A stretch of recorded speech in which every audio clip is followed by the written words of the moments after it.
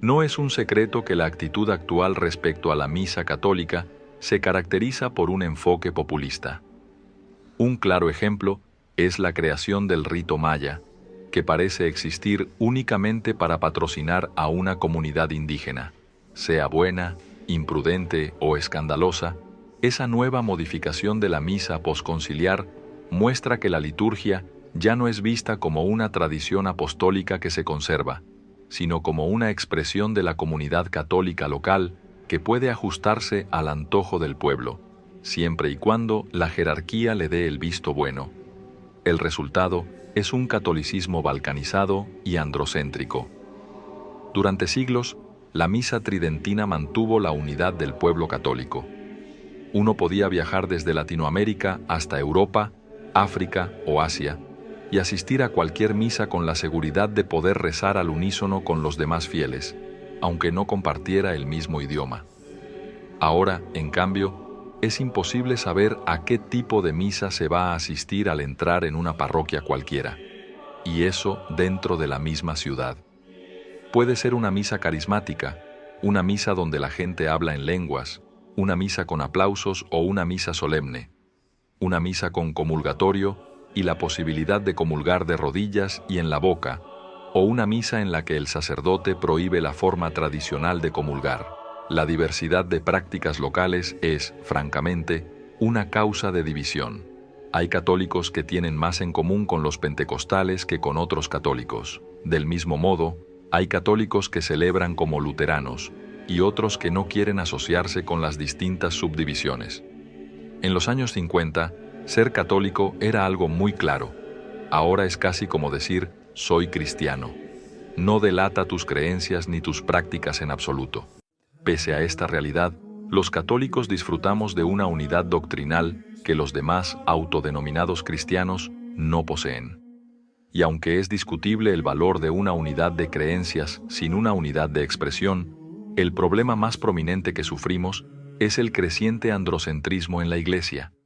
Este enfoque en las bancas, en lugar del tabernáculo, es un producto del orgullo, la modernidad y su irrespeto por la sabiduría de los antiguos, especialmente por la tradición, la misa, la liturgia de las horas, la ley canónica, el rito de exorcismo y las ceremonias relacionadas con los sacramentos han experimentado un desarrollo desde la época apostólica, con el fin de embellecerlos y expresar más claramente la fe divina.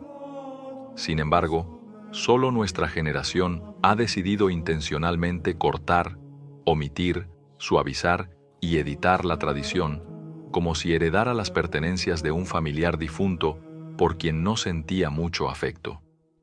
Quiero creer que los autores de estos cambios tenían buenas intenciones.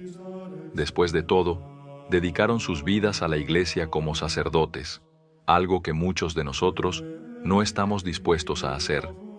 No obstante, uno se pregunta cómo alguien podría justificar tales recortes si realmente cree en Dios. Tendría sentido si la Iglesia fuera una asociación mundana, pues en ese caso nadie se lastima con las relajaciones. Pero, ¿a Dios le da igual que recemos menos, lo reverenciemos menos, ayunemos menos y lo temamos menos? Dios es infinitamente maduro, longánime y benévolo, pero no es relativista. Dio instrucciones bastante detalladas para el culto en el Antiguo Testamento, y sabemos que Dios no cambia. Nunca hablaré en nombre de Dios, pero la razón parece indicar que Él se complace en más devoción, no menos, en más oración, no menos, en el arrepentimiento más que en el sentimentalismo, etc. Por lo tanto, un enfoque basado en Dios sugeriría que los recortes son, por lo menos, contraproducentes, por no decir insultantes, para Dios, aunque solo Él puede juzgar ese asunto. Sin embargo, argumento que, incluso desde una perspectiva puramente humana, las alteraciones modernas entorpecen la meta de conservar y expandir la feligresía. A continuación, proveeré mis observaciones. Aunque la Iglesia ha recibido a conversos de renombre en los últimos años, hemos perdido a muchos fieles, especialmente desde los años 60. Tierras que solían rebosar de católicos ahora albergan un gran número de protestantes sectas, paganos y ateos. La jerarquía ha respondido tratando de condescender al pueblo, permitiendo que las misas, asambleas y retiros adopten una mentalidad que varía entre lo evangélico y lo plenamente pentecostal. Existen muchos problemas que surgen de esta solución. En primer lugar, al adoptar un estilo protestante, la Iglesia legitima su espiritualidad. Claramente es la Iglesia la que está tomando elementos de los neopentecostales y los evangélicos, lo cual les otorga cierta credibilidad. La idea que se transmite es que, si ser protestante fuera tan negativo, la Iglesia católica evitaría parecerse a ellos. Entonces, en lugar de retener a los católicos, les abre paso a la apostasía. En segundo lugar, usted no puede ser más carismático, entre comillas, ni más divertido que los grupos evangélicos, porque ellos no tienen límites institucionales. Si una iglesia fundada por un pastor o una organización quiere convertir sus cultos en conciertos con refrescos y comida, están en su derecho de hacerlo. Hay una iglesia evangélica en mi ciudad cuyo servicio consiste en un concierto, ver películas y escuchar un sermón del pastor. La Iglesia Católica, aunque ya no muestra ni la mitad de la reverencia de antaño, aún conserva la dignidad de seguir un patrón preestablecido para que la Eucaristía sea el punto culminante del culto. Existen reglas claras que impiden que la misa se convierta en un espectáculo en la mayoría de las parroquias. El resultado es que, si usted intenta hacer que la misa sea más carismática, más participativa o cualquier otro adjetivo que apunte a vivirla como un culto protestante, seguirá habiendo ciertos límites que preservarán algo de respeto, lo cual termina provocando que la misa quede entre la reverencia y el éxtasis, sin lograr ser plenamente ninguna de las dos. La Iglesia Católica es como el agua, saludable y necesaria para la vida, pero no tiene el mejor sabor porque su función no es excitar el paladar, sino mantener la salud. El protestantismo es como la Coca-Cola. Una vez fue agua, pero ahora es una bebida cuyo único propósito es estimular los sentidos. El agua no va a vender más que la Coca-Cola por su sabor, y agregarle azúcar o ácido cítrico no la hará más sabrosa que la Coca-Cola, sino que le quitará su mayor virtud, su beneficio para la salud. Nosotros debemos ser auténticamente católicos y abrazar las virtudes que Dios nos otorga, conformándonos con su designio. Dejemos que las sectas modernas, que no tienen un vínculo íntegro con el pasado, experimenten con el sentimentalismo, como hacían las antiguas sectas paganas. Ambas compartirán la misma suerte. Nosotros, en cambio, sigamos a Cristo tomando la cruz. Una vez escuché que la tentación siempre ha sido quitar la cruz del cristianismo. San Pedro tampoco quiso que el Señor sufriera. Seguramente habría estado muy contento con un Mesías maestro y rey sin la inclusión de la pasión. Sin embargo, la fe, desde el principio, se ha tratado de abnegación ejercitada en pos de un fin mayor. San Pablo la compara con un atleta que renuncia a las cosas que estorban su entrenamiento olímpico. Somos llamados a entrenar en la santidad a través del ayuno, la caridad, la limosna, la oración y la práctica de las virtudes.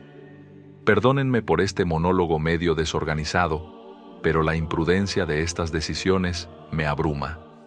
Con toda la caridad del mundo, junto con el temor del Señor, pues no quiero propagar un error, aún siento la necesidad de señalar este grave problema en la política de la Iglesia actual. Me hice católico para ser un cristiano apostólico, histórico, en continuidad con el pasado, pero gran parte de la Iglesia prefiere imitar a las nuevas ramas protestantes, ignorando a verdaderos santos en favor de actuar como herejes modernos. El vulgo de la Iglesia no se distingue en nada de los luteranos y pentecostales, aparte de su creencia en la Eucaristía y su devoción a la Virgen María. Ahora recibimos la comunión en la mano, como tanto quería Lutero. El sacerdote celebra hacia el pueblo, como insistía Lutero. La misa es vista más como una cena, como promovía Lutero. El sacerdote es solo un presidente de la asamblea, como proponía Lutero. Y los templos son despojados de ornamentos que denoten un sacrificio, como deseaba el heresiarca Lutero. Cada protestantización fue realizada con el propósito de ser pastoral, fomentar la participación de los fieles y atraer a los no católicos. Nada se hizo con el propósito de glorificar a Dios, aumentar la devoción, promover la oración o conservar el temor del Señor. El resultado ha sido apostasía, católicos tibios, cultos irreverentes, abusos litúrgicos, disminución de la fe en la presencia real, entre otros desastres. Mis disculpas por las tangentes, pero todo está vinculado con el enfoque humano, las ganas insaciables de complacer al pueblo, dejando a Dios de últimas. La intención de este video ha sido mostrar que no solo está mal en sí fijarnos más en las bancas que en el tabernáculo, sino que ni siquiera logra su propósito de atraer y retener a la feligresía. Si ustedes tienen sus propias reflexiones al respecto, por favor déjenlas en los comentarios. Les dejo con las únicas palabras indiscutibles que son las de Cristo Jesús. Buscad el reino de Dios y su justicia, y lo demás se os dará por añadidura. Dios les bendiga siempre.